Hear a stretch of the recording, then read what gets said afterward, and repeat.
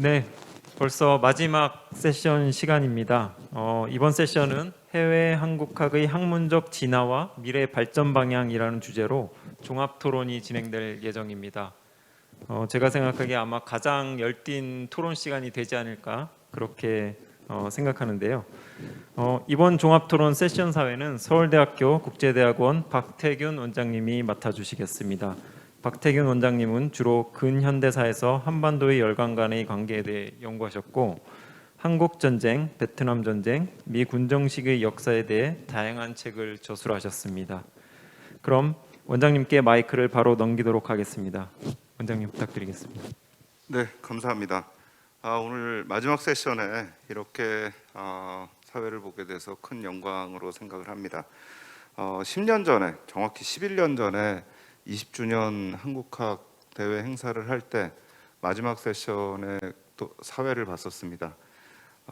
그때 기억이 아직도 생생하게 나고요. 이 같은 자리에서 진행을 했었는데 제가 너무나 다행이라고 해야 되나 어떻게 표현해야 될지 모르겠지만 그때하고 패널이 완전히 다 바뀐 상황입니다. 그래서 이 한국학의 진화를 좀 보여주는 것이 아닌가라고 개인적으로 좀 생각을 합니다.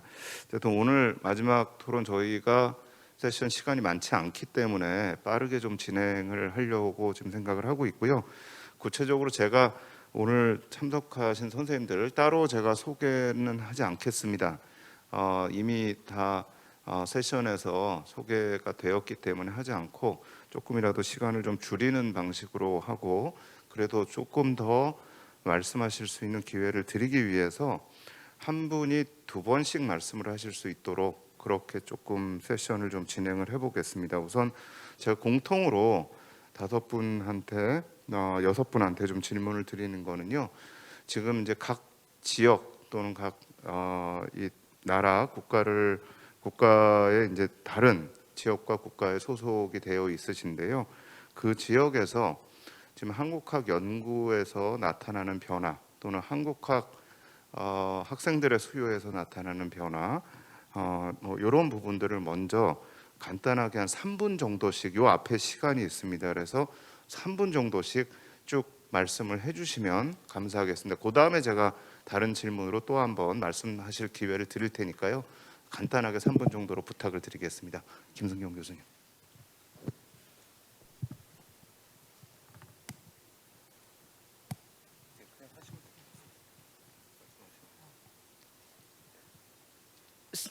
So you're just saying, yeah. 네, 이제 막 변화에 대해서 말씀을 해주셨는데요. 앞서 제가 참석했던 세션은 한국어 교육 세션이었습니다.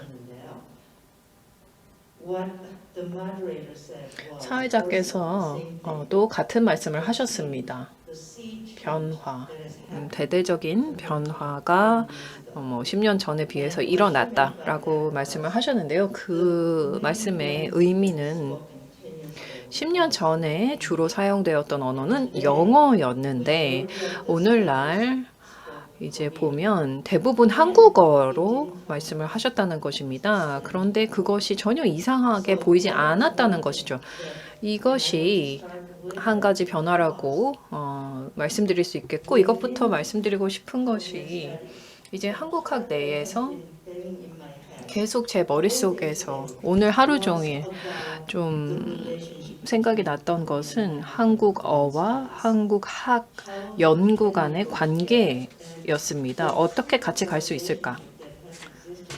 그리고 최소한 미국에서 기존에 정립되어 있던 그런 어학과 한국학에 대한 연구 간의 관계는 상당히 좀 달랐습니다.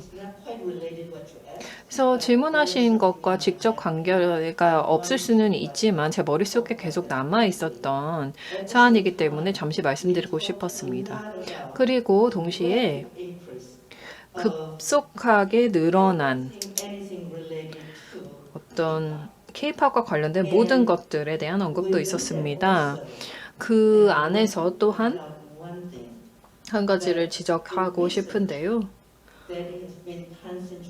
최근에는 K-팝에 주력을 하고 있고 또 영화와 뉴미디어 연구가 집중이 되고 있고 미국에서 특히 이러한 현상이 두각을 나타냈고 출간물 역시 굉장히 많이 나오고 있습니다. 그리고 이 시점에서 우리가 이러한 많은 출판물들의 품질에 대해서도 생각해 봤으면 합니다. 많은 출판사가 물론 어떤 판매가 잘 될 책을 내려고 하죠. 대학 출판부도 마찬가지입니다. 대학 출판부에서 또 상당히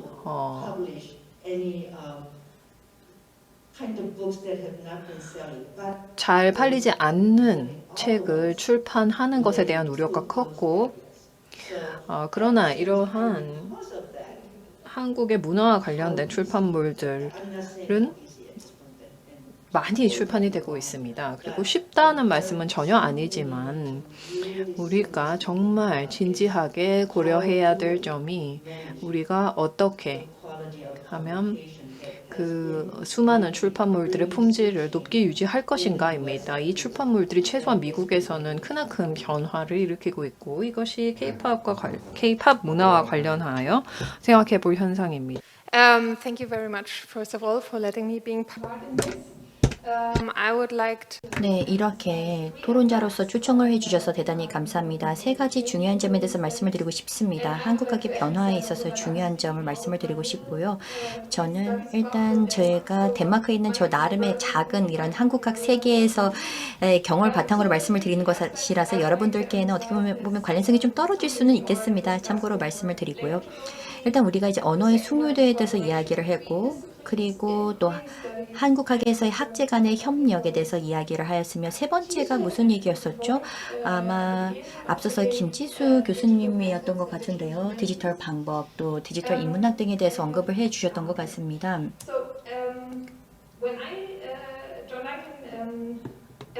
존 덩컨 교수님께서 한국어가 정말로 중요하다라고 강조를 해 주셨습니다.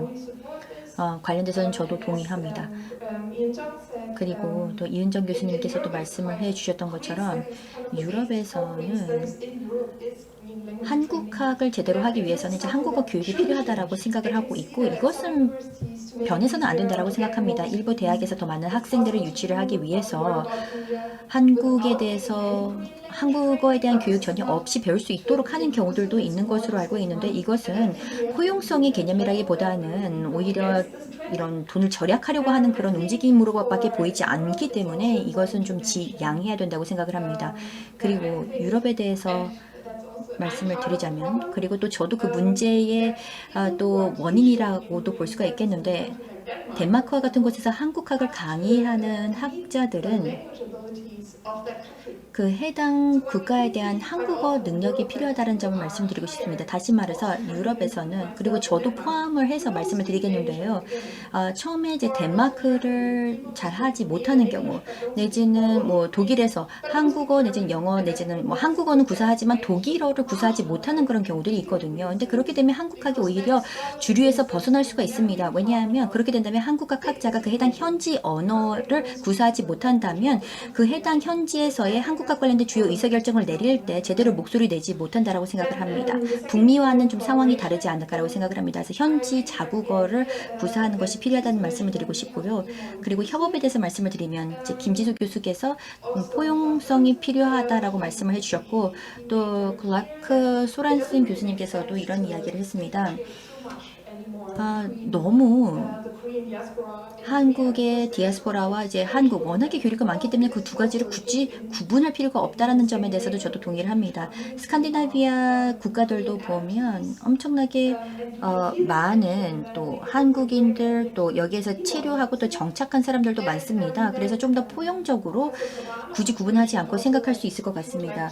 그리고 쿠바나 교수님께서 이제 국학 학자들이 더 많이 필요하다라는 그런 말씀을 해주신 것 같은데요. 그런 부분들 저도 동의합니다. 그리고 이은정 교수님께서도 잠시 말씀을 하셨습니다만 내년에 6월에 코펜하겐에서 22일에서 25일 사이에 행사를 개최를 할 예정인데 거기서 다양한 아이디어를 공유하면 참 좋겠다라는 생각이 듭니다. 악세 회의인데요. 이 악세 회의에서는 영어 그리고 한국어 둘 다 발표를 할 수가 있습니다. 그렇기 때문에 다양한 글로벌 또 지역학과 또 국학의 연구를 하는 분들로서는 상당히 좋은 때라고 생각을 합니다. 좋은 자리라고 생각을 합니다. 그래서 거기에서 보시면 콜 포 페이퍼가 이 악세 사이트에 있습니다. 그래서 지금 논문을 아직 제출할 수 있는 시기가 남아있기 때문에 여러분 모두 다 논문을 제출해 주시면 감사하겠다는 홍보의 말씀 잠시 드리고요. 시간이 많지 않은 것 같은데 저희가 점심 때도 잠시 언급을 했었습니다만 아마 여러분들께서 이런 압박을 받을 수가 있을 것 같습니다. 디지털 방법을 채택을 해야 된다 등을 써야 된다라는 그런 강박이 생길 수가 있을 것 같은데요. 좀 더 고민하면 좋을 것 같습니다. 제가 디지털 한국학에 대해서 워크숍을 했었는데 제가 이런 이야기를 했습니다. 과연 이것이 우리로서 득인가에 대해서 이야기를 많이 했었는데 우리가 어떻게 디지털 방법을 통해서 한국학에서 더 득을 볼 수 있는지에 대해서 좀 더 고민이 필요할 것 같습니다.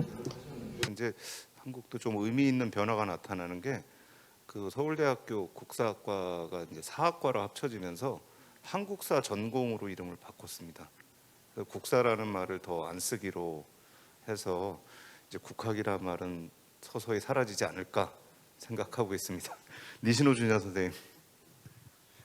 네, 감사합니다. 그 일본에서의 한국학 한반도 연구의 변화라는 거는 아까 제가 말씀을 두 번째 세션에서 말씀을 드렸습니다만은 다시 간략하게 말씀드리자면은 저의 관점에서 말하자면은 아까도 말씀드렸듯이 경쟁의의 상실의 위기에 처하고 있다.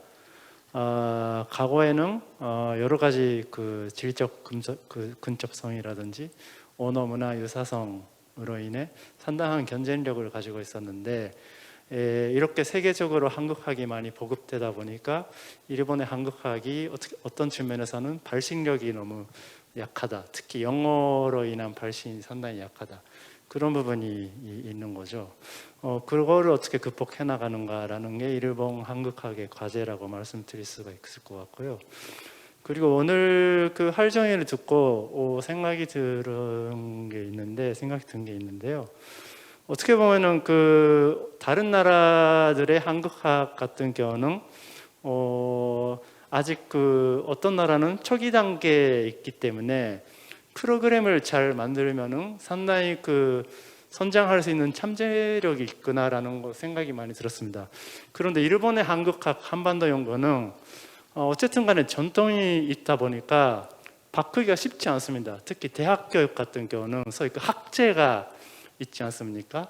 그러다 보니까 새로 지금 뭐 한류라든지 K-pop 이런 거 일본에서도 유행하고 있죠.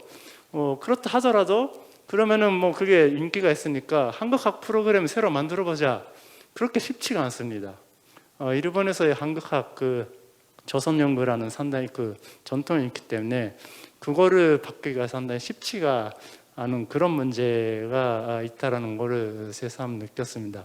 그리고 또 하나는 제가 전체학을 하다 보니까 많이 느끼는 게 일본의 한국학이라는 거는 그 돌이켜보면은 예를 들어 뭐 1950년에 조선학계, 언어를 중심으로 하는 조선학계가 창립되었고 59년에는 조선사 연구회, 그러니까 뭐 언어라든지 역사 그런 부분은 그 전통이 있고 전후에도 바로 학회가 론칭이 되었는데 사회과학 같은 경우는 2000년에 들어 처음으로 현대 한국 조선학회라는 학회가 만들어졌습니다. 그리고 나서 지금 우리가 그 가지고 있는 문제의식이 그 엘리아스리 지역학으로서의 한국학으로부터 어떻게 그 정치학이나 사회학이나 그 각각 디스플린에 입각한 그 한국학을 매력 있게 학생들에게 전달하고 그 정치학하는 정치학도에게 어떻게 한국을 공부하는 그 재미나 흥미를 전달하고 그런 부분에 지금 일본의 한국학이 더 역점을 두고 있다. 그런 말씀을 좀 드릴 수가 있을 것 같습니다. 이상입니다. 네, 감사합니다. 수파폰 선생님 부탁드립니다. 네, 안녕하세요. 네, 저 태국에서 왔습니다. 근데 태국 그 한국학 교육 상황은 그 말씀드리자면 지금 저희 그 동남아시아에서 아마 태국어 교육도 되게 역사도 좀 길고, 근데 태국 내에서 한국학 그 석사 과정은 저희 쭈라롱건 대학교에서 하나밖에 없습니다.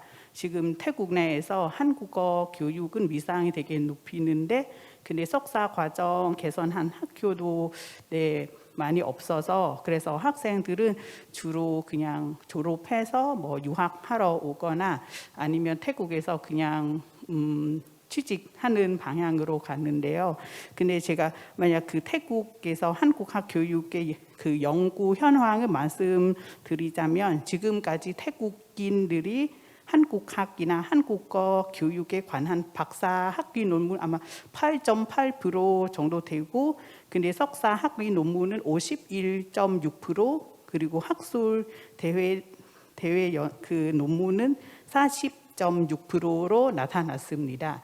그래서 이런 지금 보통 태국 내에서는 박사보다는 한국 그 석사 과정은 전공하는 교수 등 뭐 학자들은 많이 있습니다. 그리고 그 연구 중에 한국어 교육에 대한 연구는 주로 대조 분석, 뭐 문법, 어휘, 활용, 담화, 뭐 발음 등 순으로 연구하고 있고요. 근데 한국학에 관한 연구는 주로 근데 학위 논문보다는 보통 학술 대회 발표하거나 뭐 소논문은 등재하였는데, 근데 그 한국학 그 관련 연구 주제는 요새는 뭐 문화, 뭐 K-pop, 뭐 한류, 아니면 경제, 그리고 지금 태국 내에서 가장 인기 많은 연구는 연예인 이런 식으로 많이 활발하게 연구하고 있고, 근데 예전에 비하면 제 생각으로는 아마 태국인 한국학 연구하려면 아마 경제, 정치 그런 주제로 많이 연구한 것 같습니다. 그래서 이런 것도 태국 내에서 한국의 내용적 변화가 보이고, 그리고 한국어 교육 분야에서는 이제는 뭐 대조 분석이나 뭐 문법 연구보다는 뭐 담화, 뭐 활용 이런 주제로 연구도 많이 주로 하고, 한국학 분야에서는 거의 문화적으로 주로 연구를 많이 하고 있습니다. 예, 감사합니다. 제가 최근에 그 태국 학생 논문 중에 한 3년 전인가요? 가장 인상 깊었던 게 웹툰 가지고 태국 학생이 논문을 썼는데, 강남민 그 웹툰을 가지고서 굉장히 좀 인상적이었습니다. 그래서 이 웹툰이 참 큰 역할을 하는구나 그런 생각도 좀 했었습니다. 맞습니다. 왜냐하면 요새도 태국 내에서 그 문화, 그 한류도 인기 많지만 웹툰도 되게 인기가 많습니다. 저희 그 지금 지도 학생 중에서 지금 웹툰에 대한 그 연구도 많이 하고 있습니다. 네, 감사합니다. 말리앙카이 교수님. Yes, thank you. Back to English. 네, 저는 영어로 말씀드리겠습니다. 제가 아주 뭐 대대적인 어떤 인사이트가 있는 것은 아니고, 다만 호주만 놓고 보았을 때 어떤 어려움들을 대해서 말씀드리자면, 호주, 뉴질랜드 전역의 어떤 다양한 학과가 또 업무가 굉장히 다릅니다.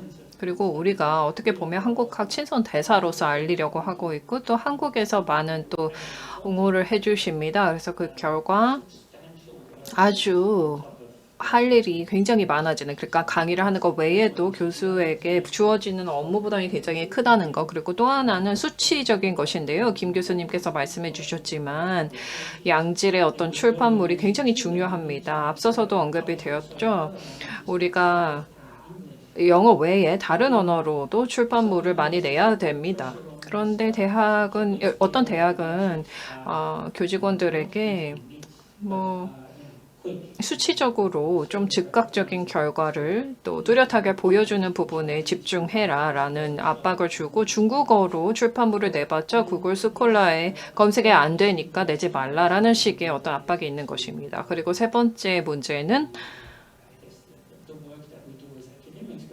학자로서 우리가 하는 업무와도 관련이 되어 있고 우리 대부분 오늘 느꼈지만 이 모든 학생들이 굉장히 K-팝에 흥분을 하면서 이렇게 한국학에 입문을 하는데 어떻게 해야 될까의 문제입니다. 이 많은 학생들이 다 이제 박사학위까지 박사 과정까지 밟는 것은 아니기 때문이죠. 저에게도 답이 있는 것은 아닙니다만 그래서 우리가 다루는 이러한 문제들은 인뿐만 아니라 또 이런 학생들의 부모님들이 어떻게 한국에 대해서 생각하는가까지도 생각해야 됩니다. 뭐 13살, 14살 학생들이 완전히 한국 문화에 흠뻑 빠져 있는 경우가 많은데요. 어떻게 보면 그들의 부모의 영향을 받아서 그렇게 되는 것입니다. 그러면 어떻게 하면 그런 어린 학생들과 그 부모들까지도 다 포용할 것인가도 생각해야 됩니다. 그러니까 대학에 진학을 하기도 전부터 생각해야 되는 거죠. 저에게 답은 없지만 이것 또한 도전 과제라고 생각합니다. 지금 온라인으로 연결되어 있는데요. 린영구 교수님 부탁드리겠습니다. Okay, thank you, Professor Park. So before 네, starting 박 my 교수님 comment, 감사합니다. 제 코멘트를 시작하기에 앞서서 우선 교수님과 또 한국국제교류재단 측에 초청해 주신 점에 대해서 감사 말씀드리고 싶습니다. 그리고 또 재단 측에 축하의 말씀을 드리고 싶습니다. 40년 넘도록 한국학의 해외 확장을 위해서 대단한 리더십을 보여주셨습니다. 여러 프로그램, 이니셔티브 지원 대단히 감사합니다. 그리고 두 번째, 오늘 직접 뵙지 못해서 죄송합니다. 제가 2차 부스터샷 접종을 했는데도 불구하고 예방접종을 했는데도 불구하고 코로나가 그것마저도 극복을 하여서 제가 결국은 확진이 되어서 아직은 회복 중이기 때문에 함께하지 못했습니다. 죄송합니다. 박 교수님께서 이런 질문을 해주셨습니다. 한국학이 각각 위치한 곳에서 어떻게 변화하고 있는지에 대해서 질문을 하셨습니다. 저는 지금 캐나다에 있기 때문에 두 가지에 대해서 말씀을 드릴 수 있을 것 같습니다. 간단하게 어떤 성장의 이야기 한 가지를 말씀을 드리고 싶은데요. 다른 곳에서도 비슷한 사례가 있지 않을까라고 생각을 합니다. 우선 학생의 수가 크게 증가하고 있다는 점을 말씀을 드릴 수가 있겠고 또 학과별로 교수들의 수도 늘어나고 있다는 점을 말씀드릴 수가 있겠습니다. 이렇게 함께하고 있는 참여자들의 숫자가 올라가게 되는 이유가 이 한류의 인기에도 있다고 생각합니다. K-팝도 있지만 각종 한국 영화와 한국 드라마 또 한국 게임 이런 것도 들 수 있을 것 같고요. 그리고 많은 사람들이 한국을 더 많은 관심을 보이고 있는 사람들을 보면 북미에서 뭐 사회학 관련돼서 이런 한국어로 논문도 작성하는 그런 사례들도 있고 밴쿠버와 토론토 등지에서도 이렇게 한국어를 구사하는 그런 학자들이 더 많아서가 아닌가라는 생각이 듭니다. 그리고 한국 캐나다 관련 관계에 대한 연구 그리고 양국에 영향을 미치는 주제에 대한 연구를 보면 생각보다 그렇게 다양한 사람들이 참여하고 있지 않은 상황에 대해서 말씀을 드려야 될 것 같습니다. 30에서 40년 전을 보면 한 캐나다의 관계에 대한 그런 연구를 보면 한국 전쟁 내지는 캐나다의 한국에서의 활동하고 있던 선교자 등에 대한 그런 연구가 주를 이뤘습니다. 이런 주제들도 물론 추가적인 연구를 요하는 주제임은 분명하고 중요한 주제이긴 합니다만 사실상 심층적이고 또 정교한 한 캐나다의 상호작용 관련된 또 다른 주제들도 존재한다고 생각합니다. 70년대에 원자력 발전소 관련된 교류 그리고 캐나다와 북한 간의 또 아이스하키 관련된 그런 교류 이런 부분들도 어떻게 보면 연구의 주제가 될 수가 있다고 생각을 하는데 충분히 이렇게 다변화되어 있지 않다라고 생각을 합니다. 그래서 일단 한국학에 대한 인기가 어떤 교육적인 형태로 봤을 때는 인기가 급상승하고 있다는 점 그리고 또 다른 하나가 다양성 면에서는 특히 학술적인 연구단에서 봤을 때는 충분히 성장하지 못했다 이렇게 두 가지를 말씀을 드릴 수가 있겠습니다. 거기 핵 개발했던 얘기가 나왔습니다 벌써. 근데 제가 조금 거꾸로 좀 가보겠습니다. 일단 각각 그 말씀하신 부분에 좀 포커스를 맞춰서 근데 제가 지금 린형구 교수님을 초대한 거는 딴 거보다 이제 사실은 한국학과 다른 지역학을 조금 한번 비교를 해주셨으면 하는 좀 그런 부분들이 있었습니다. 왜냐하면 윤영구 교수가 지금 퍼시픽 어페어스의 에디터인 치프로 있기 때문에 거기에 이제 이 코리안 스타디스뿐만 아니라 다른 지역에 대한 이제 논문들이 쭉 실리는데, 그런 에디터인 치프로서 퍼시픽 어페어스를 봤을 때에 어떤 다른 지역학에서의 지금 나타나는 경향하고 이 코리안 스타디스에 나타나는 경향하고 비교를 하면 어떤 뭐 특색이나 차이가 있는 건지, 이런 부분들 최근에 뭐 경향들 한 4, 5년 정도 경향을 가지고 조금 린영구 교수께서 말씀을 해주시면 감사하겠습니다. Okay, thank you. So I should just explain further the 네, 감사합니다. 자, 그러면 이 퍼시픽 어페어스는 1928년부터 꾸준하게 출판을 해왔다라고 말씀을 드릴 수가 있겠고요. 그리고 SSCI에 등재가 된 그런 다학제 저널입니다. 그래서 만약에 뭐 축구로 본다고 한다면 뭐 프리미어 리그라고 볼 수가 있겠죠. 그래서 상당히 저망한 저널인데요. 이 학술지는 다양한 사회학을 포함하고 있지만 인문학을 포함을 하고 있지 않습니다. 현대사 내지는 문학은 포함을 하고 있지는 않습니다만 나머지 사회학 관련된 논문들을 다 아우르고 있습니다. 연간 20개 정도의 논문을 게재를 하고 있고 연간 한 20건 신청을 받게 되는데 그 중에 이제 연간 하나씩 그 한국 관련된 주제를 게재를 하고 있습니다. 한국, 북한 내지는 탈북민 내지는 한중 관계가 되었건 간에 20개의 신청 건수 중에서 일단 최소한 하나 정도는 이제 게재를 하게 됩니다. 자, 그러면 다시 질문에 대해서 답변을 드리자면 어떻게 달라지는지, 어떻게 다른지에 대해서 말씀을 드리도록 하겠습니다. 다른 지역학과 대비했을 때 어떻게 달라지는지에 대해서 말씀을 드리도록 하겠습니다. 일단 5가지에 대해서 말씀을 드릴 수가 있을 것 같습니다. 일단 첫 번째는 연구 주제, 두 번째는 연구 설계 및 분석, 그리고 세 번째는 연구 방법, 그리고 네 번째는 학술적인 생산물, 그리고 다섯 번째는 소통 내지는 출판을 위한 다양한 베뉴에 대해서 말씀을 드리도록 하겠습니다. 첫 번째 연구 주제에 대해서 말씀을 드리면 간단하게 한국학은 다른 중국학이나 뭐 동남아학 뭐 어떻게 정의가 되는지에 따라 다르긴 하겠습니다만 계속해서 다양한 내용들, 다양한 주제들, 또 다양한 신청 건수들 늘어나고 있다라고 생각을 합니다. 그런데 한국학은 이런 중국학과는 좀 차이점이 있다라 하면 대부분 학자들이 다루고 있는 논문의 주제는 두 가지 전통적인 분야에 집중하게 되는 경우가 있는데요. 그래서 성장의 통합이 됐건 내지는 뭐 그 외가 됐건 간에 이제 민주화, 그리고 두 번째는 정부가 개입하고 있는 어떤 경제 정책 등에 대해서 집중하게 되는 경우들이 많습니다. 예를 들어서 한국은 OECD 국가들 중에서 고령, 노인 빈곤, 그리고 또 젊은 여성의 이런 자살률이 매우 높은데요. 이런 관련된 주제는 충분하게 연구가 되고 있지 않다라고 생각을 합니다. 하지만 중국학 연구를 보면 인터넷, 검열, 대체, 에너지 등 다양한 분야에 대해서 보통 다루게 되는 경우들이 많습니다. 그래서 한국학 같은 경우에는 이렇게 연구 주제를 조금 더 다변할 필요가 있지 않을까라는 생각이 듭니다. 물론 논리와 또한 이제 경험, 또 근거 연구에 대한 어떤 퀄리티를 유지하면서 이렇게 다변하는 것이 필요하다고 생각합니다. 그리고 중국과 일본 대비해서 수가 늘어나고 있는 논문의 주제는 아무래도 한류 관련된 주제가 아닌가라고 생각을 합니다.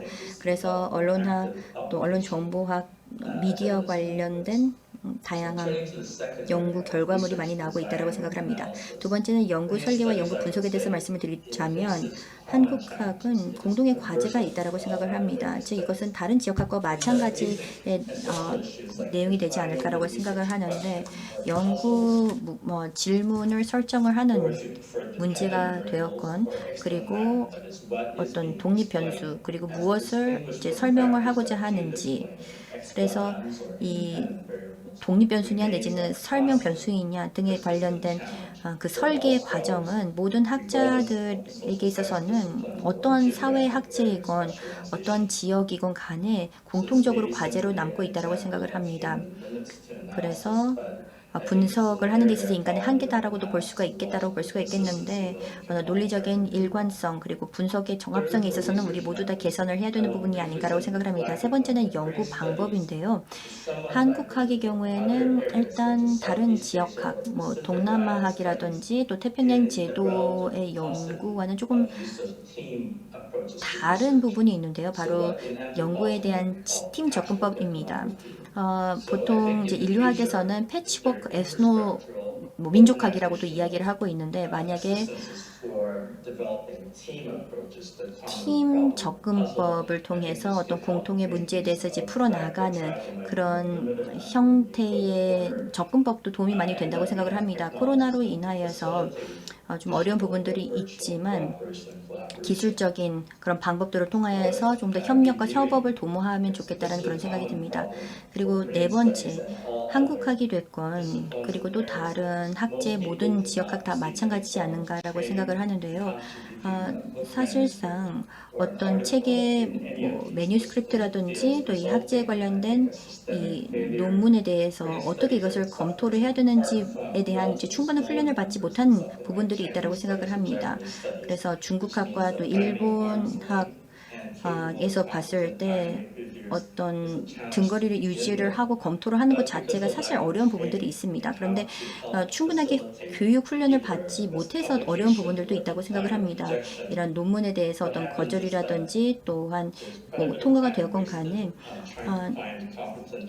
여기에서 필요한 이것을 논문을 제대로 심사를 하고 제대로 읽을 수 있는 그런 전문가들을 찾는 데는 시간이 많이 소요가 되는 경우들이 있고 그렇기 때문에 충분하게 리뷰가 되지 못하는 경우들이 있습니다. 그래서 이 부분은 뭐 한국학이 됐건 다른 쪽도 다 마찬가지지 않나라고 생각을 합니다. 충분히 어떤 논문을 심사할 수 있는 그런 어떤 전문성이 좀 더 필요하지 않을까 여기에 대한 교육 훈련이 필요하지 않을까라고 생각을 합니다. 그다음에 다섯 번째 한국이라는 단어가 들어가 있는 논문의 제목들 내지는 학술주의 제목이 있습니다. 코리아 옵서버 등도 하나의 예가 될 수가 있겠습니다. 그런데 우리가 앞으로는 어떻게 이런 리뷰 프로토콜을 어떻게 간소화할지 그리고 질을 높일 수 있는지에 대해서 생각을 해야 될 것 같습니다. 왜냐하면 중국학 같은 경우에는 차이노 쿼털리가 보통 모든 지역학에서의 상위 5대 그런 학술지인데요. 임팩트 팩터 면에 있어서 이제 아웃풋 기준이라서 어떤 양적인 그런 부분에서의 임팩트라고 볼 수는 있긴 하겠습니다만 일단 중요한 점은 여러 이 학술지와 저널들이 있다면 어떻게 차별화가 되는지 그리고 어떻게 서로 간의 윈윈으로서 각각의 리뷰 프로토콜이라든지 또 질을 향상시킬 수 있는지에 대해서 생각해 보면 좋을 것 같습니다. 일본의 이 정치 관련된 저널이 있는데 여기에 뭐 비슷한 역할을 하고 있는 그런 한국학 저널도 있긴 합니다만 구체적으로 각각의 저널이 갖고 있는 장단점이 무엇인지에 대해서 먼저 살펴보는 것이 필요하지 않을까. 그리고 이런 한국학 저널들이 어떻게 하면 조금 더 잘 통합이 되어서 이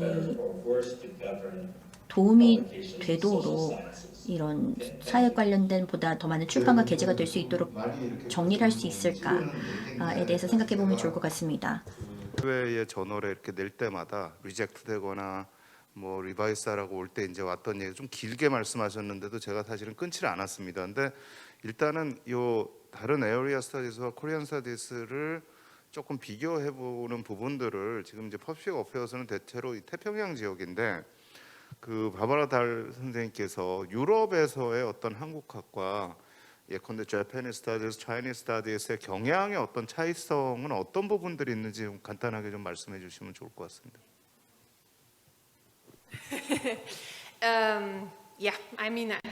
네, 사실 일반화해서 유럽 전반에 대해서 말씀드리기는 어려울 것 같습니다. 진 교수님께서 앞서 발표에서 코펜하겐 대학 수치였던 것 같은데요. 제가 공유해드렸던 그런 수치를 보여주셨습니다. 올해에는 중국학을 지원한 학생들보다 일본이나 한국학을 지원한 학생들의 수가 더 많았습니다. 코펜하겐의 경우 일본학과 같은 경우에는 한국학보다 학생 수가 조금 더 많습니다. 그러나 문제 중에 하나는 또 다른 대학도 마찬가지겠지만 뭐 예를 들어서 중국학 같은 경우에 학생이 적어도 이미 교수진이 충분히 있습니다. 6명 정도의 교수가 있죠. 그런데 학생들은 수는 그보다 적은데도 불구하고 이러한 교원들을 해고하지 않는다는 겁니다. 그리고 코펜하겐 대학에 이제 교수님도 2분이 계셔서 학생들을 지도하실 수 있지만 이런 교원의 수에 비해서 할 일이 너무나 많습니다. 이것은 달라지지 않을 겁니다. 뭐 다른 학과의 교원을 해고할 수는 없는 노릇입니다. 학생들이 적다고 해서요. 그리고 제가 또 그래서 강조를 드리는 것이 그 연구하는 학문 지역에 대한 그 지역의 언어를 해야 하는 것이 너무나 중요합니다. 그러니까 한국어를 잘 해야 되는 것이죠. 그래야만 중요한 의사 결정을 내릴 수가 있고 또 한국학을 더 강화할 수 있기 때문입니다. 호주에서의 그런 어떤 이 비교를 좀 해보면은요. Thank you. 예, 감사합니다. Surprising to me to see that in 저는 호주에서 보면 이제 중국학 관련 과정들에는 문화적인 요소가 상당히 빠져 있다라는 것이 상당히 놀랍습니다. 제가 발표에서도 오늘 보여드렸지만 전반적인 중국에 대한 접근은 사실 안보 위주입니다. 그래서 학생들 대부분은 어떻게 하면 이 중국의 위협을 해결할 것인가 라는 관점에서 접근을 합니다. 문화적인 요소는 상당히 많이 없고요. 문화적인 행사가 조금은 있지만 상당히 많이 없어졌습니다. 그래서 상당히 안타깝게 생각합니다. 인도네시아도 마찬가지를 겪었는데요. 인도네시아 학과라든지 이런 문제가 상당히 줄었습니다. 폭탄 테러가 있었기 때문이기도 하고 또 아시아 전반에 대한 담론 자체가 하향세이기 때문입니다. 그렇지만 또 희소식도 있습니다. 한국학 과정은 좀 지역학을 중심으로 구축이 되었습니다. 그래서 문화적인 요소는 뭐 중국, 일본 이러한 학문에 비해서 다들 많이 생각하시겠지만 조금은 규모가 작다라고는 볼 수 있습니다. 문화적인 활동도 그렇고요. 그렇지만 이제 중국학이나 일본학은 이러한 문화적인 요소들이 많이 사라졌지만 한국학 같은 경우는 굉장히 번성하고 있습니다. 많은 지원이 있었기 때문이기도 하죠. 그래서 안타까우면서도 희소식입니다. 이제 린영우 선생님 말씀하신 부분하고 아까 니시노 주니어 선생님 말씀하신 부분하고 연결을 해서 제가 김승경 선생님한테 좀 부탁드리고 싶은 거는 사실 지금 이제 김승경 선생님은 코리안 스터디스도 하시지만 젠더 스터디스도 하신단 말이에요. 그러면 사실 이런 두 가지 문제인데 하나 젠더 스터디스 내에서 한국 케이스를 가지고 하는 부분들의 뭐 이 수준이 어느 정도 아까 이제 퍼블리케이션 퀄리티 말씀을 하셨는데 그 부분도 있고요. 또 하나는 사실은 코리안 스터디스를 하는 부분들이 있지만 제가 코리안 스터디스를 하면서 제일 아쉬운 게 뭐냐면 디시플린에서 누구나 인정할 수 있는 코리안 케이스를 가지고 하는 스칼라가 참 적다는 거예요. 저희가 역사가 참 오래됐지만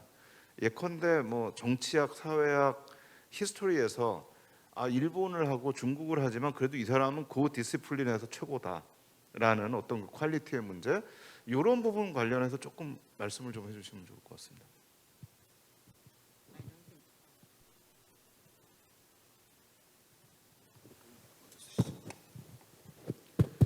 I don't think that's easy to answer. 답변하기 쉽지 않은 질문 해주셨습니다.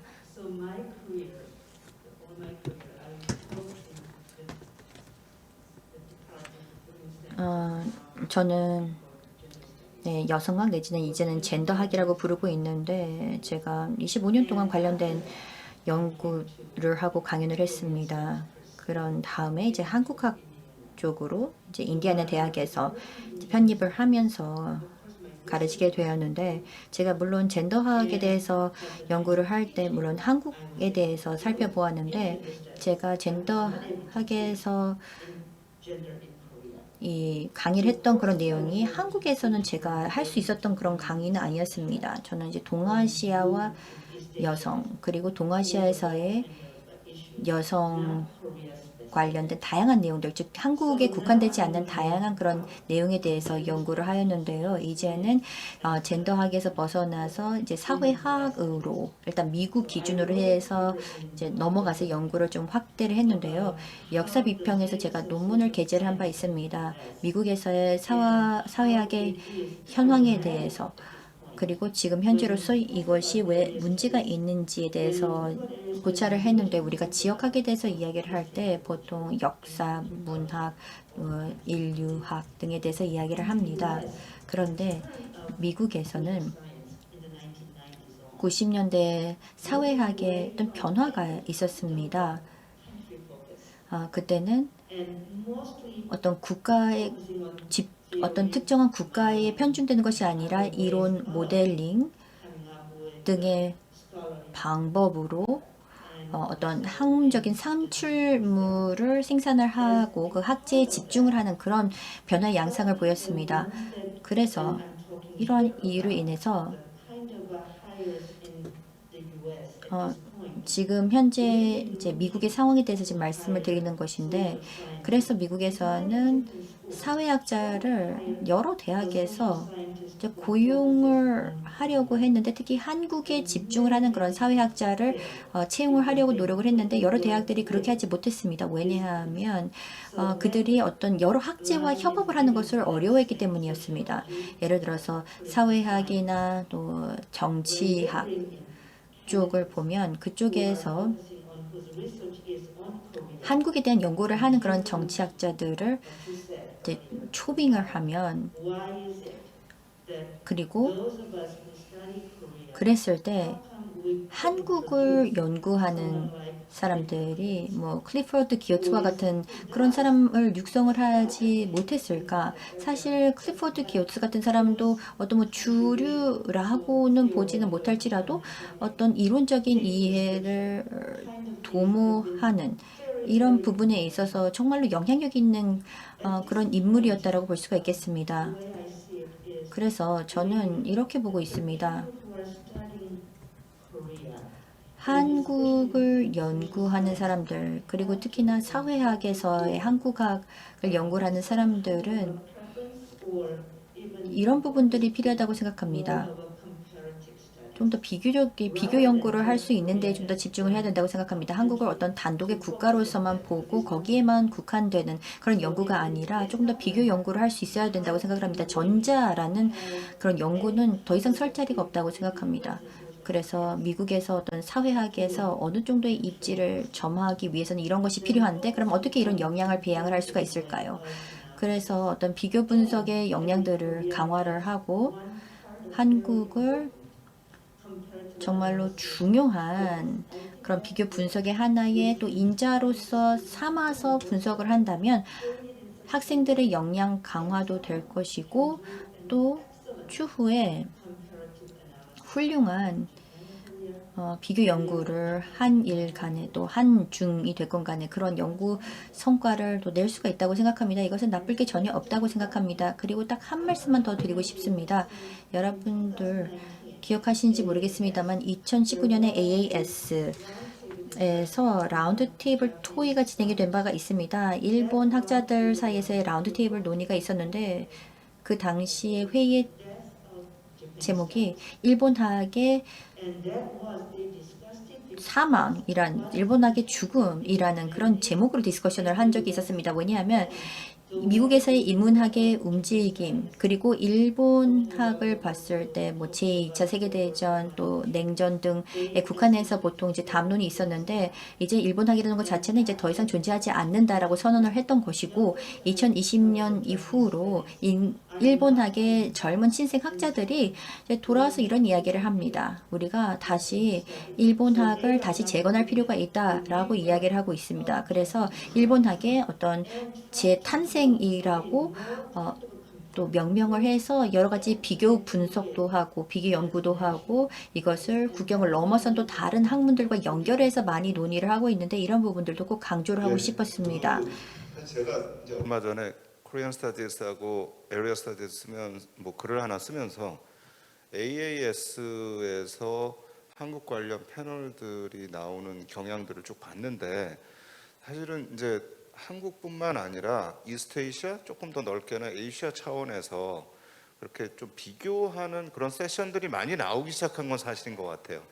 근데 그게 이제 어느 수준까지 가는지는 저는 뭐 그건 아직 그때 제가 참여를 못해서 그거는 잘 모르겠지만 또 굉장히 중요한 얘기를 해주셨는데 니시노 선생님께서 아까 이제 말씀하셨던 부분도 저는 관련이 있을 것 같아요. 그럼 정말 분과 학문 내에서 이 코리아를 어떤 케이스로 가지고 있는 부분들이 예컨대 일본에서 그런 힘을 발휘할 수 있는 방법이 있을까요? 사실 이게 참 코리안 스타디스의 저는 숙제 중에 하나라고 생각을 하거든요. 그러니까 한편으로는 에리아에 대해서 굉장한 지식이 있어야 되지만 다른 한편으로는 그 디스플린에서도 상당한 부분들이 있어야 되고 지금 말씀하신 것처럼 그걸 컴퍼러티브 해가지고 어떻게 제너럴라이즈 할 수 있는 또는 뭐 비교할 수 있는 이제 이런 부분들이 좀 있을 텐데 니시노 선생님이 아까 말씀을 하셨지만 조금 문제 의식을 조금 더 말씀해 주시면 좋을 것 같습니다. 네, 감사합니다. 일단은 제가 말씀드리는 수 있는 부분에서 말씀드리자면은 다행히 일본에 있어서의 한국에 대한 관심이 한산 높습니다. 뭐 좋은 의미에서든 나쁜 의미에서든 뭐 한일 역사 문제가 있고 북한 문제가 있고 한류가 있고 요즘이야 K 소설 뭐 이런 것도 있고 하니까 항상 한국에 대한 관심은 많습니다.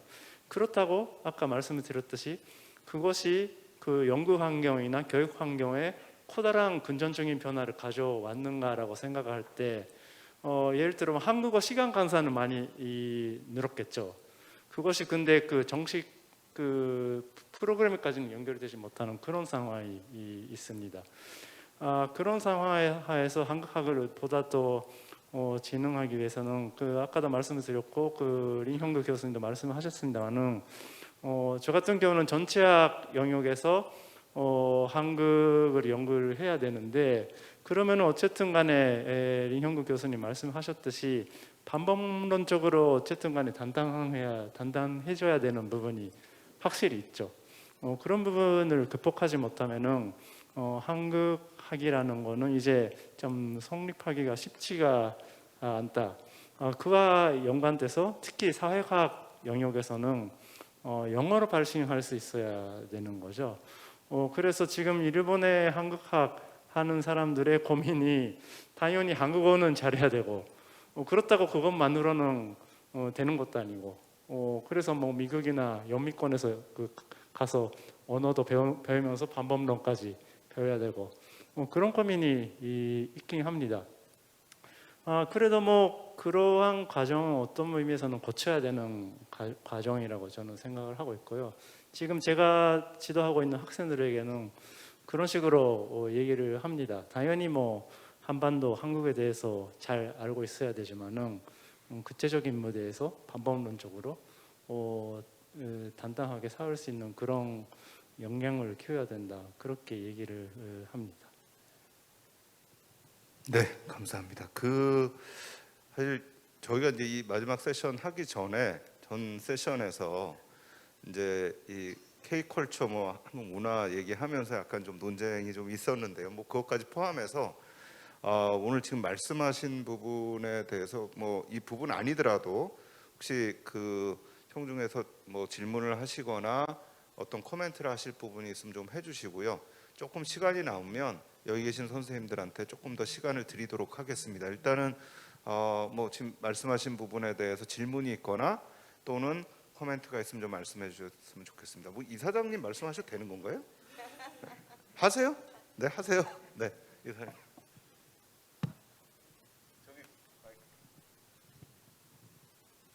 네, 가급적이면 발언 안 하려고 그랬는데 제가 궁금한 게 하나 있어서 이게 좀 어떤 의미에서는 좀 프랙티컬한 질문인데 제가 이쪽 분야를 잘 모르지만 오늘 이렇게 좀 회의를 쭉 듣다 보면 한국학을 하시는 분들이 굉장히 다양한 주제를 가지고 전 세계에 이렇게 흩어져 계시는 것 같아요.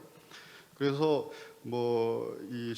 연구를 하면서 서로 시너지 효과를 낸다거나 아니면 디비전 오브 레이버를 한다거나 하는 부분에서 조금 약해 보인다는 느낌이 드는데 그걸 극복하려면 예를 들면 뭐 어떤 스쿨들이 있으면 좋을 것 같아요. 뭐 코펜하겐 스쿨이라든가 뭐 시카고 스쿨이라든가 뭐 이런 식으로 해서 이제 그 집중적으로 하나의 스쿨에서 깊게 들어가는 뭐 그런 스쿨들이 다양하게 있으면 좋겠는데 뭐 그것도 잘 안 될 테고 제가 보니까. 그래서 제가 궁금한 거는 만약에 지금 그 네트워크가 한국학 하시는 분들의 네트워크 결성이 돼 있는 게 지역별로 돼 있더라고요. 유럽, 뭐 북미 이렇게 돼 있는데 이걸 주제별로 같은 스페셜라이제이션, 같은 연구를 하시는 비슷한 연구를 하시는 분들끼리 네트워크를 만들어서 예를 들면 개요에는 북한을 전문으로 하는 사람들이 모이는 네트워크를 개요를 중심으로 만들고 뭐 예를 들면 필름 스터디를 하시는 분들은 뭐 코펜하겐을 중심으로 만들고 하는 이런 이슈 중심으로 네트워크를 만들어서 좀 깊이 있게 들어가고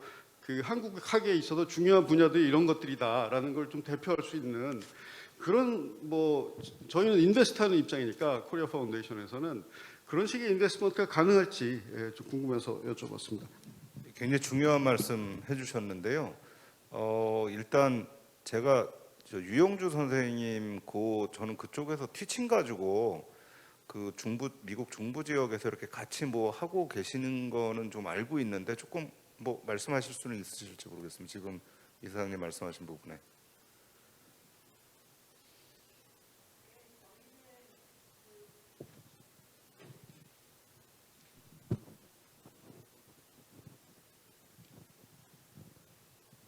저희는 연구 네트워크는 아니고요. 미국 그 중서부 김승현 선생님도 그 중요한 멤버로 지금 활동하시는데 컨소시엄을 만들어서 BTA Big Ten Academic Alliance라는 컨소시엄을 통해서 티칭을 공유하고 있습니다. 코스 쉐어링을 하고 있고요.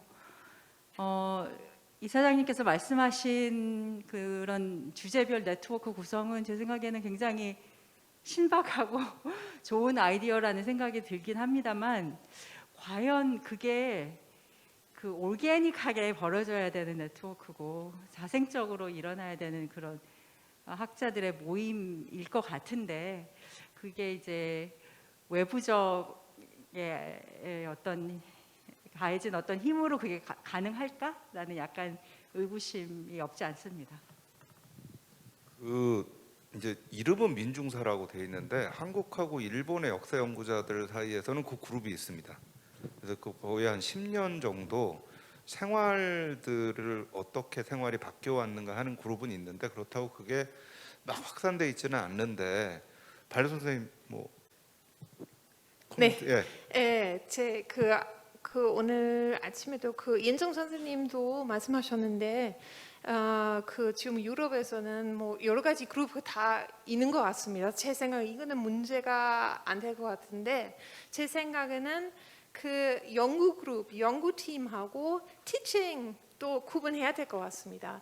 연구로서는 이런 그룹 자동적으로 이렇게 생긴 것 같은데 저희는 지금 북유럽에서 제일 고민하고 있는데 제가 지금 문학 전공하는데 한국학 아까도 하셨듯이 그 너무 많잖아요. 그 너무 다양해서 제가 혼자서 다 커버할 수 없어요.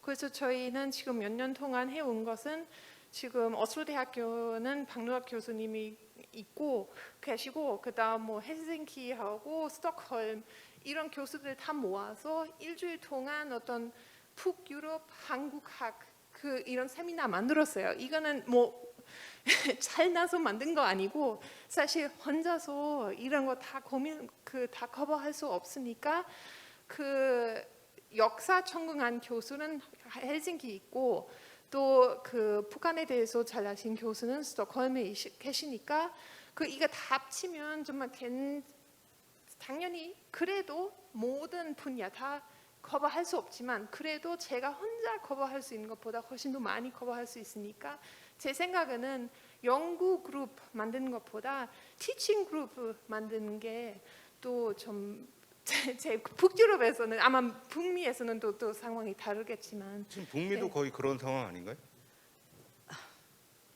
It's about the same. 예, 비슷합니다. 그렇지만 잠시 돌아가서 유 교수님께서 말씀하신 내용에 대해서 저도 말씀드리고 싶습니다. 이 표현을 쓰고 싶지는 않지만, 네, 브랜딩이라는 용어를 쓰지 않을 수가 없네요. 어떤 학교든 브랜딩, 특히 대학원 과정에서 많이 쓰이고 있습니다. 미국의 대학원 과정은 PhD, 박사 과정, 석사 과정을 불문하고 이런 과정에서 학생들에게 전반적으로 가르치게 되고요. 또 이러한 과정에 진학을 해서 또 여러 연구 프로젝트라든지 그런 학업을 할 때 다루는 내용입니다. 그래서 이렇게 가다가 더 이상 이렇게 할 수 없는 지점이 올 수 있다라는 생각을 하게 되었습니다. 왜냐하면 각 학교마다 자체적인 전문성을 개발해야 하기 때문입니다. 그러니까 교원들이 우리가 전후 연구를 했다라고 한다면 이제부터 우리 학교에서는 전후 연구 전문가들을 양성을 하고 또 우리 학교에서는 이러이러한 전문가들을 양성하겠다. 이런 식의 현상이 좀 유기적으로 나타나야겠지만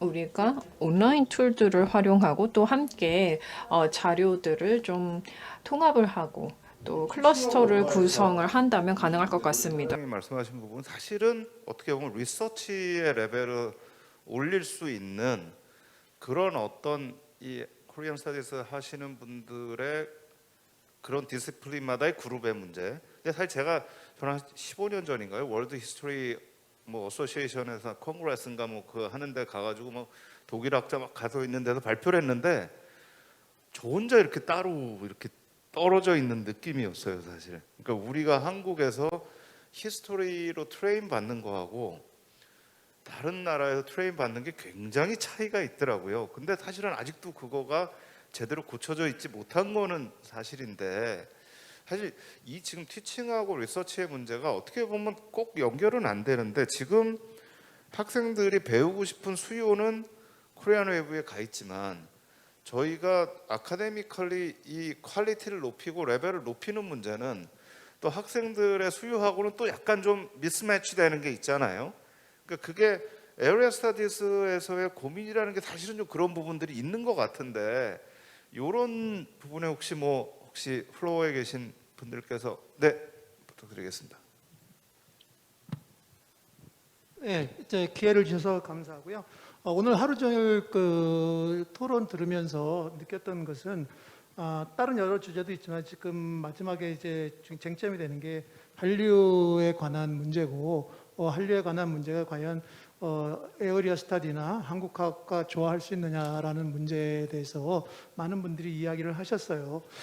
그러면서 일부에서 몇 가지 걱정스러운 우려도 표시를 하셨고, 제가 근본적으로 이야기하고 싶은 것은 많은 사람들이 저희들이 한류를 발표한다고 해서 저희를 한류학자로 분류를 하고 있는데, 제가 대학원 다니면서 지금까지 20여 년 아카데미아에 있으면서 저는 개인적으로 한류학자는 한 명도 만나지 못했습니다.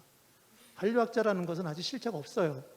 한류학자가 왜 실체가 없냐면 각자 아카데믹 디스플린에서 미디어학에서 한국 대중문화를 하고 리터러처 하는 사람이 한국 대중문화를 하는 것이지, 그런 것들이 코리안 웨이브라는 틀로 나타나는 것이지 그것이 그 아카데믹 디스플린으로 정리가 되어 있지 않습니다. 따라서 한류 연구자다, 그래서 한류 연구자들이 특정한 영역을 좀 더 적극적으로 넘어오고 있다라고 이야기하는 것이 굉장히 어폐가 있다라는 말씀 먼저 드리고요.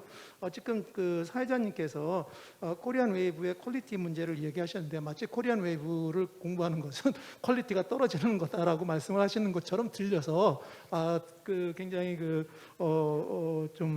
듣기가 거북합니다. 그래서 그 얘기는 뭐냐면 코리안 웨이브를 하는 많은 학자들이 현재 특정한 방향성, 이론과 방법론에 있어서 정리가 되지 않았습니다. 코리안 웨이브는 아카데믹 디스플린에서 아직까지 아카데믹 디스플린으로 정리가 안 돼 있고 그 영역의 정의가 지금 아직도 정리가 되고 있는 상황이라서 그런 것을 만들어가는 과정이 굉장히 중요하다고 보고요. 제가 마지막으로 말씀드릴 것은 말씀드리고 싶은 것은 그런 겁니다. 지역학, 한국학에서 코리안 웨이브를 지금 현재 필요로 하죠. 그 필요로 하는 이유는 모든 것이 학생들입니다. 학생들의 니즈가 있으니까 그것을 그 수요를 맞춰주기 위해서 수업을 만들고 연구자를 뽑아야 되는 문제가 있는 거죠. 그런데 그런 과정에서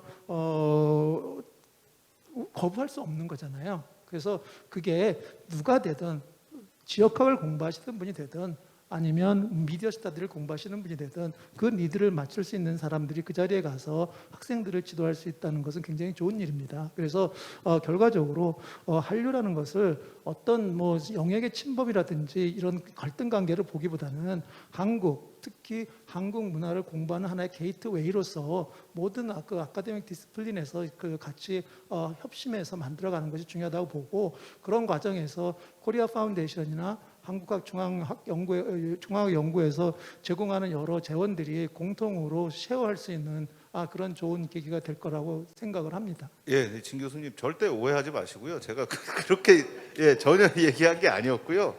저는 사실 홍석경 선생님이나 뭐 이렇게 얘기하시는 거 다 동의를 하면서도 제가 사실 저희 학교에도 그 얘기를 했어요. 서울대학이라는 곳이 지금 해외에서 있는 니드를 못 맞춰주고 있다. 그럼 우리가 그 니드에 맞게 학자를 길러야 되는 게 아니야, 이런 얘기를 할 정도로 제가 무시하는 게 절대 아니고, 지금 엔드 계속 막 빨간불도 나오고. 근데 만약에 얘기하신다 그러면 제가 30초 드릴 수 있어요. 이은정 선생 30초? 예, 제가 지금 잽니다. 30초.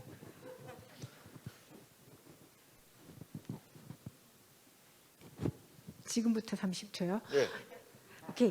그러니까 지금 한국학하고 한국 연구에 관해서 이제 얘기가 나왔는데요. 지금 선생님들 하신 거 너무너무 다 좋은 얘기, 굉장히 좋은 얘기라서 굉장히 감사하게 들었는데, 딱 한 가지 우리가 잊어버린 게, 그러니까 한국에서 보는 한국학의 니드하고 그 지역에서 있는, 그러니까 독일이면 독일, 프랑스 학계에서 필요한 연구가 있거든요. 근데 그 부분을, 그러니까 그 지역의 학계에 한국학을 어떻게 포함시킬 건지를 생각을 한다면은, 그러니까 지금 우리가 볼 때는 한류가 굉장히 중요하고 학생들이 필요하다고 할 수 있지만, 한국학이 그 지역의 학계에서 위상을 갖기 위해서는 그 지역의 학계에서 필요한 주제들도 있거든요. 그러니까는 그런 것들을 어떻게 파악할 것인지는 좀 더 같이 고민을 해봐야 될 것 같습니다.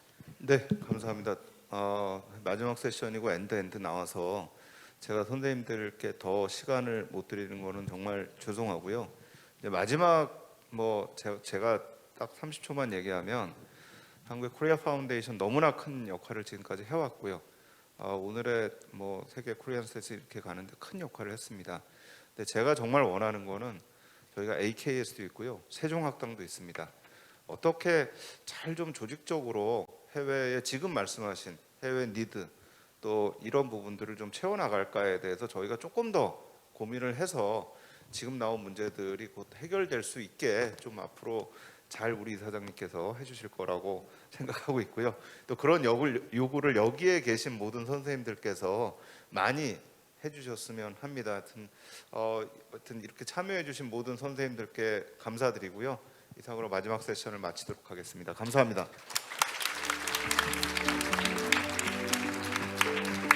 네, 마지막 세션 진행을 맡아주신 박태균 원장님과 한국학의 미래 발전 방향에 대한 통찰력 있는 여러 아이디어를 제시해 주신 패널리스트 여러분들께 다시 한번 큰 박수 부탁드립니다.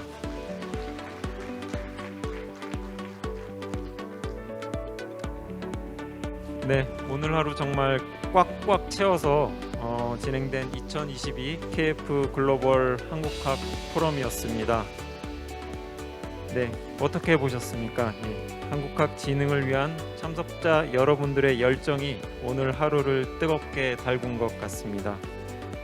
네, 그럼 바로 무대가 정리되는 대로 폐회식을 진행하도록 하겠습니다.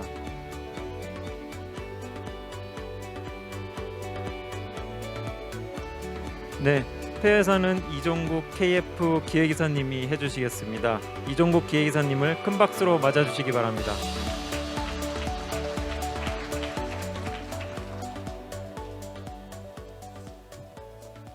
네, 제가 오늘 다른 여기 이 자리에 참석하신 많은 분들과 함께 오늘 하루 세션 같이 앉아서 경청을 했습니다. 물론 중간에 약간 졸기도 했습니다만은 어떻게 보면은 그 지원자로서의 국제교류재단이 무엇을 해야 할까 하는 것을 오늘 토의를 통해서 많은 힌트를 얻는 아주 소중한 그러한 시간이 됐습니다만은 또 동시에 우리 한국학을 가르치고 연구하시는 우리 모든 분들의 그런 어떤 셀프 컨페션이라고 할까요? 자기 고백적인 그러한 측면도 엿볼 수 있었다는 측면에서 상당히 흥미로운 세션도 되었다, 이런 제 개인의 소감입니다. 오늘 국제교류재단 창립 30주년을 계기로 한국학 패러다임의 변화와 미래 발전 방향이라는 제하에 개최된 금일 글로벌 한국학 포럼을 통하여 한국학의 과거와 현재를 돌아보고 미래를 조망하는 의미 있는 장이 되었다고 평가하며 금일 논의에 기여해 주신 국내외 모든 참가자 여러분께 깊이 감사드립니다. 금일 포럼에서 북미, 유럽 등 한국학 영역이 세분화되어 연구 또는 교육이 진행되고 있는 지역은 물론 한국어 학습과 한국 문화에 대한 이해를 중심으로 한국학이 빠른 속도로 확산되고 있는 아시아, 중남미, 중앙아시아 또 아프리카 등 지역별 현황을 서로 이해하고 공유할 수 있었던 점도 금일 포럼의 큰 성과라고 평가합니다. 또한 인터넷 기술의 발전과 팬데믹의 영향에 따라 이 러닝이 한국어와 한국학 교육의 중요한 수단으로 정착되고 있으며 KF의 e스쿨 프로그램이 이에 기여하고 있음을 함께 확인하였다고 생각합니다. 전 세계적으로 약 1,500개의 대학에서 한국어가 교과 과정으로 가르치고 있는 사실이 단적으로 한국학의 급속한 성장을 대변하고 있으며 그 배경에 이미 여러분들이 말씀해 주신 대로 한국의 경제 성장이라든지 또 한국이 처한 여러 가지 지정학적인 특별한 상황 그리고 한류 현상으로 대변되는 문화적인 그 관심과 매력이 작용하고 있다는 점도 확인을 하였습니다. 이러한 한국어의 확산은 세계적으로 인문학에 대한 관심이 약화되는 인문학의 위기라는 커다란 지금 추세 하에서 일정 측면에서는 그 대조를 이룬다고도 이렇게 생각을 할 수 있습니다.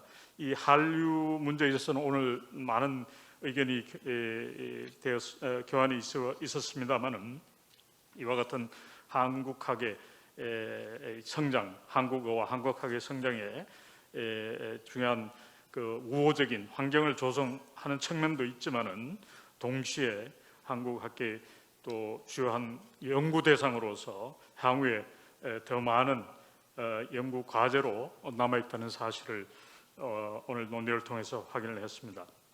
아울러 한국학의 양적인 평가와 더불어서 여러분들이 제시하신 질적인 측면에서 많은 문제점과 도전이 있다는 사실도 함께 지적되었고 이를 개선하기 위하고 또 더 나아가기 위해서 한국학 생태계에 참여하시는 모든 참여자들의 노력이 필요하고 국제교류재단도 이를 적극 지원할 것입니다.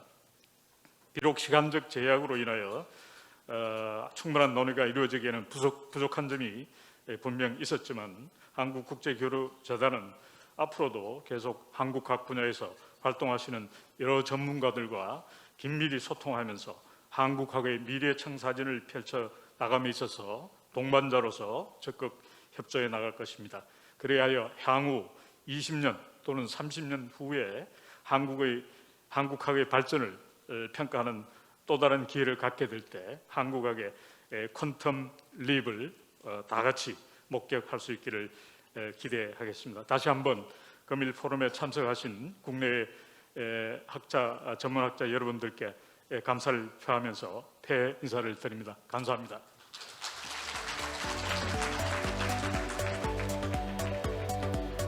네, 이종국 KF 기획이사님 퇴사 잘 들었습니다. 감사합니다. 이로써 오늘 포럼의 모든 세션이 마무리되었습니다. 훌륭한 발표와 토론을 해주신 여러 연사분들과 온 오프라인으로 끝까지 함께해 주신 모든 분들께 진심으로 감사드립니다. 앞으로도 한국학 발전에 많은 관심을 부탁드리겠습니다. 지금까지 KF 윤창식이었습니다. 감사합니다.